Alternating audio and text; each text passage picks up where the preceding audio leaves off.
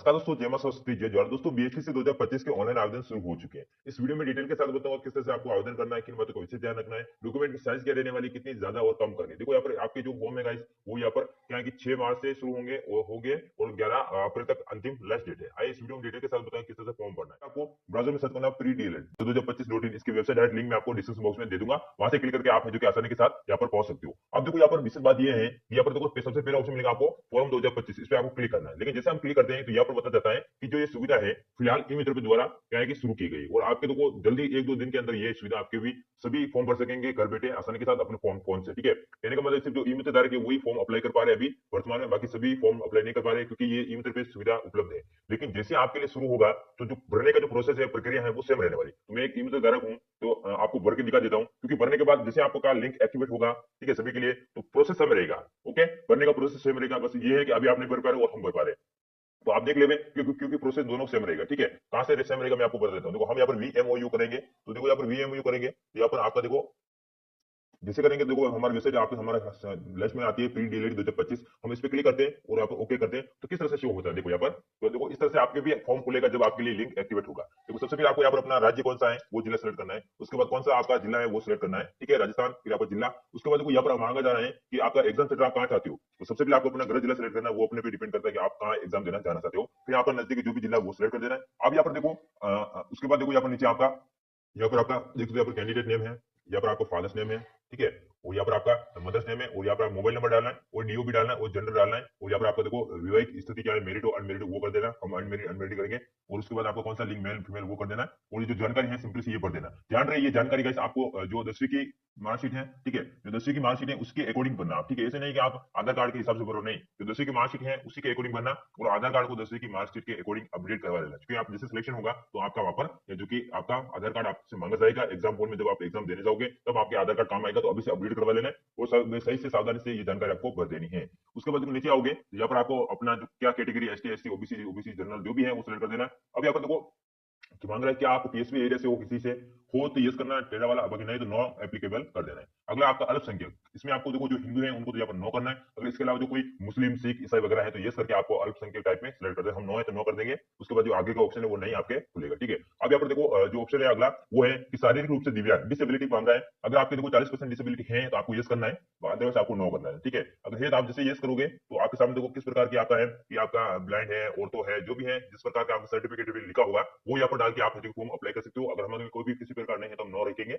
अगले देखो तलाकशुदा विधवा, ये महिलाओं के लिए। ठीक है, अगला मांगे आप क्या है, रक्षा कार्मिक आश्रित हो, अगर हो तो यस, अगर अन्यथा आपको नो कर देना है। अब यहाँ पर क्या भूतपूर्व सैनिक हो, अगर है तो यस, अन्यथा आपको नो कर देना है। क्या आप राजकीय कार्मिक हैं, है तो यस, अन्यथा नो कर देना। ठीक है, अब देखो यहाँ पर बात आती है आगे एड्रेस की। तो एड्रेस में देखो आपको जो परमानेंट एड्रेस डालना है और यहाँ पर एक क्या है कि एड्रेस डालना है जिसमें आपका देखो इसका पता है वो डालना है, कौन सी ब्लॉक है, कौन सा ब्लॉक है वो डालना है, आपका पोस्ट ऑफिस का है वो डालना है, पिन कोड क्या है आपका वो डालना है, कौन सा राज्य है, राजस्थान जो कौन सा जिला है आपका, तहसील कौन सी है, ये सिंपली सी है इन्फॉर्मेशन। और आपका देखो जिला वगैरह और यहाँ पर ईमेल आईडी आपकी, आपके मोबाइल नंबर और आपके यहाँ पर आधार कार्ड। और यहाँ पर आपको देखो किस भाषा में, ध्यान रहे ये जो जो जानकारी मैं आपको बता रहा हूँ वो आप भर देना। ठीक है, ये मीडियम कौन सा आपका, हिंदी है, इंग्लिश है। अब देखो यहाँ पर सबसे इंपॉर्टेंट यहाँ पर समझना, जो पेपर आएगा आप एग्जाम हॉल में जो पेपर अटेंड करोगे वो किस फॉर्मेट में चाहते हो आप, हिंदी में चाहते हो या फिर इंग्लिश में, वो यहाँ पर पूछा जा रहा है। तो हम देखो हिंदी वाले इंग्लिश आती कहाँ है हमें, है ना, तो कोई सीबीएसई वाला है तो इंग्लिश ले सकता है, वो अपने डिपेंड करता है, लेकिन अधिकतर सभी हिंदी लेते हैं, हिंदी सेलेक्ट कर देना। ठीक है, उसके बाद देखो ये ऊपर का जो एड्रेस है और जो नीचे जहाँ पर आप क्या है कि रेरू वगैरह जो भी एड्रेस सेम है, तो यहाँ पर एक जैसे आप क्लिक करोगे तो ऑटोमेटिकली आपका ये दोनों एड्रेस है फिलअप हो जाएगा। जो आधार कार्ड में वो एड्रेस डाल देना, कोई दिक्कत वाली बात है नहीं। ठीक है, जैसे आप ऊपर का एड्रेस फिलअप करोगे तो जैसे टिक पे क्लिक करोगे तो ऑटोमेटिकली ये फिलअप हो जाएगा।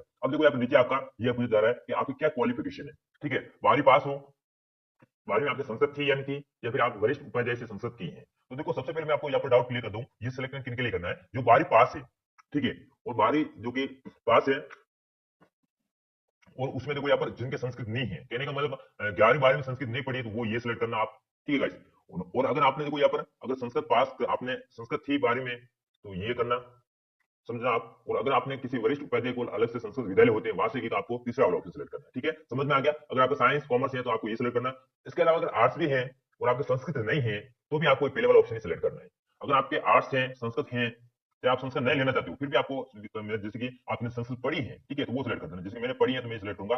अब देखो यहाँ पर आपका नोट अल्पभाषा अगर आपके हैं ये किन के लिए आएगा? ये देखो जैसे आप जनरल इस पे क्लिक करोगे, अल्पभाषा, ठीक है, अल्पभाषा में जैसे कोई कर रहा है पंजाबी, सिंधी, गुजराती जो भी है, हम तो यहाँ पे देखो इक्वल है, 12वीं संस्कृत है तो ये भी क्लिक करेंगे। बाकी जो अधिकतर इक्वल नहीं है, संस्कृत नहीं है, तो ये करना, और यहाँ पर आपको देखो यहाँ पर आपको नो कर देना है, ठीक है, जिनके संस्कृत नहीं है उनको बता रहा हूँ। उसके बाद आपको ये करना है, अब देखो यहाँ पर आपका जो डीलेट वो सिलेक्ट होगा, इसमें बोथ नहीं भर पाओगे, कहने का मतलब जिनके बारे में संस्कृत थी या फिर जिसने 12 से संस्कृत की, वही केवल देखो क्या है कि बोथ से फॉर्म भर सकता है, बाकी नहीं भर सकता है। जिनके संस्कृत नहीं थी वो बोथ से फॉर्म नहीं भर पा रहा है, सिर्फ हिंदी यानी कि जनरल से फॉर्म भर पा रहा है। तो इस तरह से आपको इसे ध्यान रखना है। अगर आपको 12वीं है, 12वीं में आप संस्कृत है तो ये करना, इससे आप देखो दोनों में फॉर्म भर पाओगे। लेकिन देखो अगर आप जो बीएसटीसी है, इसमें सबसे ज्यादा जो कॉलेज है वो देखो हिंदी की है, यानी कहने का मतलब जनरल की है। बाकी संस्कृत की मेरे हिसाब से 15 समथिंग ऐसे कुछ कॉलेज हैं वो है। तो आप सभी से मेरा ये अनुरोध है कि आप हिंदी से भरो, अगर आपको संस्कृत बेस्ड है संस्कृत से भरो, कोई दिक्कत वाली बात नहीं है, ठीक है।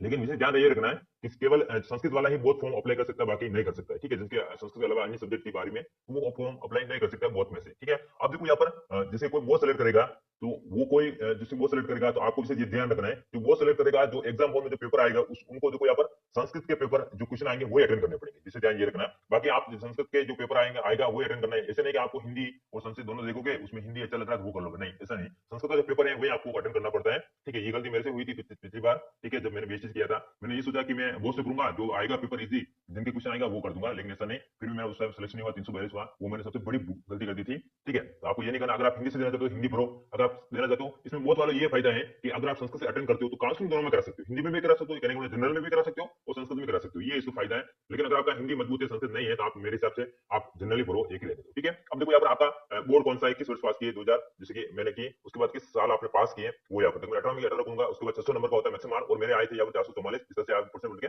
14% आए। अब देखो यहाँ पर 12वीं बोर्ड ऑफ सेकंड एजुकेशन की। अब देखो यहाँ पर जो इस साल जो 12वीं कर रहे हैं, अभी एग्जाम दे रहे हैं, तो उनको 2025 अप्रैल डालना है। और ऊपर कौन सा रहेगा इनका, 2025 कर रहे हैं, तो इनका देखो यहाँ पर है जो कि 2023 होगा, 23, 24, 25, हाँ, तो इनकी यहाँ पर टेस्ट करना, जो अभी 12वीं पास कर रहे हैं वो अपने मार्कशीट पे लिखा होगा, ठीक है।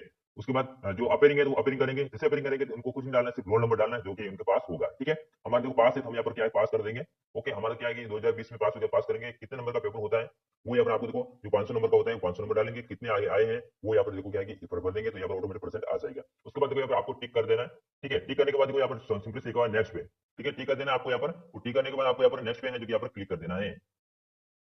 तो भाई देखो जैसे आप यहाँ पर नेक्स्ट पे क्लिक करोगे, अब देखो यहाँ पर आपको फोटो अपलोड करना है, आपको फोटो अपलोड करना होगा, और यहाँ पर आपका क्या है कि यहाँ पर सिग्नेचर अपलोड करना होगा, और यहाँ पर आपको थंब अपलोड करना है, जिसके गाइस तो यहाँ पर दोस्तों यहाँ पर है जो कि आपको विशेष ध्यान रखना है कि सभी की जो फाइल की जो आपका जो फोटो है वो 50 के बीच से कम नहीं होना चाहिए, ठीक है। इससे ज्यादा हो सकता है लेकिन कम नहीं होना चाहिए। सिग्नेचर अपलोड करना है, जिस फाइल पे क्लिक करना है यहाँ पर भी आपका सिग्नेचर देखो, यहाँ पर मेरा यहाँ पर सिग्नेचर जो कि यहाँ पर है, उसके बाद यहाँ पर अपलोड पे क्लिक करना है। जैसे आप अपलोड पे क्लिक करोगे तो आपका जो सिग्नेचर गाइस वो अपलोड हो जाएगा। अब यहाँ पर थंब है, यहाँ पर लेफ्ट थंब लगा सकते हो आप यहाँ पर, ठीक है। तो थंब पे क्लिक करना और यहाँ पर अपलोड पे क्लिक करना है। तो इस तरह से जैसे करोगे आपके देखो सारे हैं जो कि यहाँ पर अपलोड हो चुके हैं। तो इस तरह से आप अपना जो डॉक्यूमेंट है वो सारे आप क्या है कि कर सकते हो। अब देखो नेक्स्ट यहाँ पर आपका फिल बैंक डिटेल, यानी कि आपको यहाँ पर अपनी बैंक डिटेल भरनी होगी, जो कि आपकी क्या है कि अगर आपका सिलेक्शन अगर नहीं होता है, मैं भगवान से कृपा यही दुआ करता हूँ सभी का सिलेक्शन हो जाए। अगर नहीं होता किसी कारण से, तो आपका देखो यहाँ पर आपका जो बैंक अकाउंट है वो आपको यहाँ पर डालना होगा, आईएफएससी कोड आपको डालना होगा, बैंक का क्या नाम है वो डालना होगा, ब्रांच कौन सी वो डालना होगा, और अकाउंट आपको 2 बार यहाँ पर टाइप करना होगा। तो हम ये जल्दी से आपकी जो इन्फॉर्मेशन आपको भर लेनी है अपने अकाउंट से डायरी को देखते हुए, ठीक है गाइस।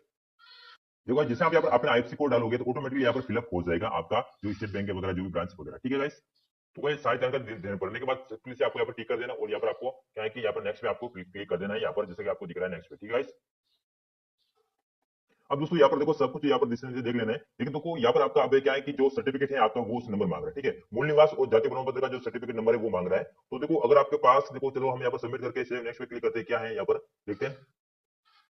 तो दोस्तों यहाँ पर देखो फॉर्म यहाँ पर फिलअप नहीं हो रहा है, कहने का मतलब अब देखो आपके पास जाति और यहाँ पर मूल होने कंपलसरी है, तभी आप फॉर्म भर पाओगे, अन्यथा आप यहाँ पर फॉर्म नहीं भर सकते हो। तो देखो यहाँ पर आपका भी टाइम है, जल्दी से बनवा ले। मैं अपना देखो ये नंबर है, बोनाफाइड नंबर वगैरह सब कुछ डाल के आगे बढ़ता हूँ, क्या बताता है यहाँ पर। अब दोस्तों मेन बात ये आती है कि आखिर यहाँ पर जो टोकन नंबर है गाइस यहाँ पर है जो कि कौन सा भरना है, ठीक है। मूल निवास में क्या भरना है, तो देखो यहाँ पर आपका जो डिजिटल वाला होगा मूल निवास आई, देखो यहाँ पर वेरिफिकेशन 7 नंबर पॉइंट में आपको ऑनलाइन यहाँ पर देखो टोकन संख्या है, ये आपको भरनी है, ठीक है गाइस। ये आपको टोकन संख्या यहाँ पर आपको यहाँ पर भरनी है, बोनाफाइड में भरनी है और कास्ट सर्टिफिकेट दोनों जगह यहाँ पर टोकन संख्या आपको भरनी होगी। तो ये कहने का मतलब आपके पास जब ऑनलाइन होगा तभी आप ये फॉर्म भर पाओगे, अन्यथा आपका टोकन नंबर आपका नहीं होगा तो फॉर्म आगे भी फिलअप नहीं होगा, क्योंकि आगे जब आपका वेरिफिकेशन होगा आपका सिलेक्शन होने के बाद तभी अगर आपके काम आएगा। तो जाति मूल आपको बनाना कंपलसरी है, तो जल्दी से बनवा ले, उसके बाद ही फॉर्म आपको अप्लाई करना है। तो गाइस मैंने अपना यहाँ पर है कि जाति और मूल यहाँ पर जो आपका टोकन नंबर डाल दिया। अब यहाँ पर सेव एंड सबमिट पे क्लिक करता हूँ यहाँ पर। तो गाइस जैसे आप यहाँ पर करोगे तो आपका डॉक्यूमेंट सेव बता दिया जाएगा। अब यहाँ पर देखो प्रोसीड पेमेंट है, इस पे आपको क्लिक करना होगा, और उसके बाद देखो यहाँ पर आपको सिर्फ ओके पे क्लिक करना होगा। तो guys, इस तरह से आपका जो पेमेंट है वो सक्सेसफुल हो जाएगा। अगर आप खुद भरे हो तो क्यूआर का ऑप्शन आएगा और जैसे आएगा मैं आपको बता दूंगा। उसके बाद प्रिंट प्रोसीड टू प्रिंट पे आपको क्लिक कर देना है। तो गाइस देखो यहाँ पर मैंने सक्सेस फॉर्म भर दिया और 450 मेरे अमाउंट से कट गए। ठीक है, ये फॉर्म भर दिया मैंने, अप्लाई कर दिया। अभी मैं इसका प्रिंट आउट निकाल सकता हूँ यहाँ पर। ठीक है, क्लिक करके आपको प्रिंट आउट निकाल देना। इस तरह से आप अपना जो फॉर्म है गाइस वो आसानी से घर बैठे आप कर सकते हो। हालांकि अभी जो प्रोसेस है वो यूट्यूब द्वारा चालू हुआ है, लेकिन जैसे फॉर्म शुरू होगा ना तो आप ये प्रोसेस है वो सेम रहेगा। तो जो जो डॉक्यूमेंट मैंने बताया आपके, देखो यहाँ पर 10वीं 12वीं की मार्कशीट, आधार कार्ड आपके पास होना चाहिए और आपके देखो जाति और मूल यहाँ पर ऑनलाइन वाला होना चाहिए, ऑफलाइन वाले नहीं चलेंगे। ठीक है, तो इस तरह से आपको फॉर्म भरना है तो आपका फॉर्म सक्सेसफुली हो जाएगा। उसके बाद यहाँ पर प्रिंट पे क्लिक करके भी आप प्रिंट आउट इसका निकाल सकते हो। तो इस तरह से आप फॉर्म भरना है। और देखो नीचे आपको फॉर्म सबमिट हुआ है नहीं हुआ कैसे चेक करना है इस वीडियो में बता देता हूँ मैं आपको। यानी इसी के साथ देखो यहाँ पर आपका घोषणा पत्र भी आ जाएगा। हालांकि ये कुछ काम का नहीं है अभी। ठीक है, तो इस तरह से आप देख सकते हो यहाँ पर। देखो अब जब वेबसाइट है ऑफिशियल, इसमें देखो अभी तक आपके जो फॉर्म शुरू नहीं हुआ है, लेकिन अब मेरा फॉर्म है कि सबमिट हुआ है नहीं हुआ ईमेल के द्वारा। तो देखो यहाँ पर मैं रीप्रिंट फॉर्म करूंगा। ठीक है, और यहाँ पर अपना एप्लीकेशन नंबर डीओ भी डाल के देखता हूँ क्या आता है या फिर नहीं आता है। मैंने अपनी डिटेल आ दी, यहाँ पर मैं प्रोसेस पे क्लिक करता हूँ यहाँ पर। तो गाइस यहाँ पर भी मेरा प्रिंट आउट है जो कि यहाँ पर निकल रहा है और टाइम बता रहा है किस टाइम में आपका फॉर्म सबमिट हुआ है, किस तारीख को हुआ है। ठीक है, तो इस तरह से फॉर्म भर सकते हो अगर आप ईमेल तारीख को वगैरह हो। तो ये आपको समझ में आ चुका हो फॉर्म भरने का प्रोसेस। जैसे आपका लिंक यहाँ पर एक्टिवेट होगा तो आप ही है जो यहाँ पर फॉर्म भर पाओगे आसानी के साथ। ठीक है गाइस, तो मिलते हैं नेक्स्ट वीडियो में, तब तक के लिए जय जवाहर।